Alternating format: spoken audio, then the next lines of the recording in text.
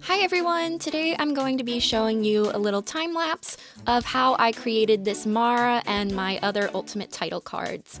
I have a file linked in my Mega Drive, an XML file that hopefully you'll be able to load in Adobe After Effects because that is what I use for the main part of it.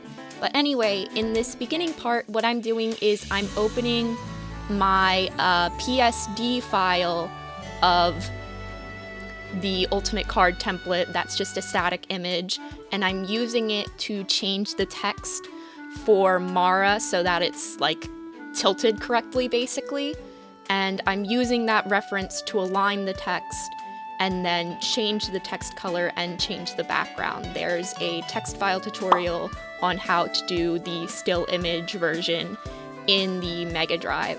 So basically that's just what I'm doing here in Photoshop. Sorry I forgot to record my cursor in the beginning.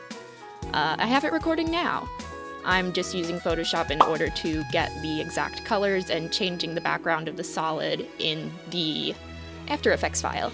Anyway, so now with the Photoshopping done, I just have to trim the text as transparent images and save them so that I can load them in After Effects.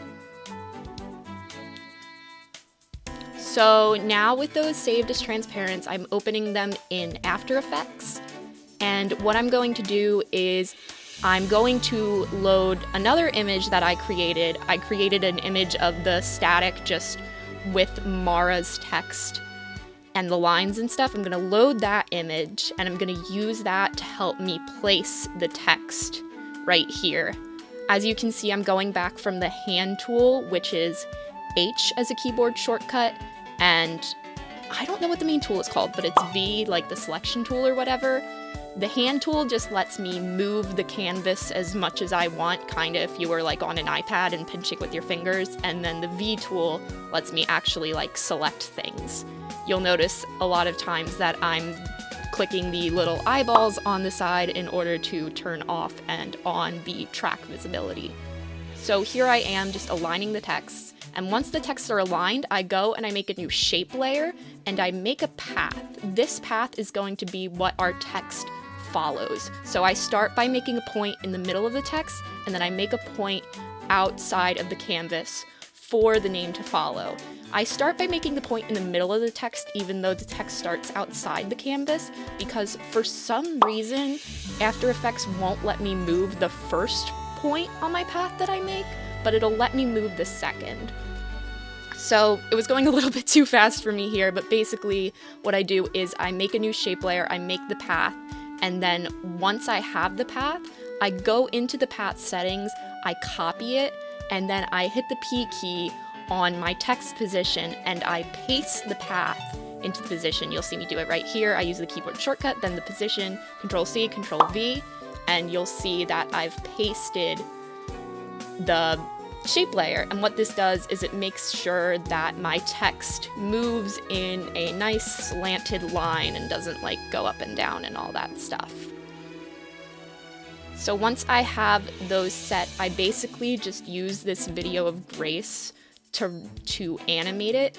I use the control keys, control right arrow key and control left arrow key. If you press both of those at the same time, you'll go forward either one frame or back one frame. And I'm using that in order to see exactly what frames the Grace video text stops moving.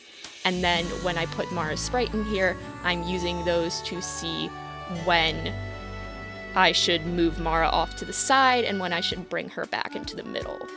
I know this is a pretty scuffed tutorial. I'm just doing it all in one take and watching the sped up time lapse as I go, because it's not the easiest thing to do, and if you're not familiar with After Effects at all, which honestly I'm not, I don't like After Effects.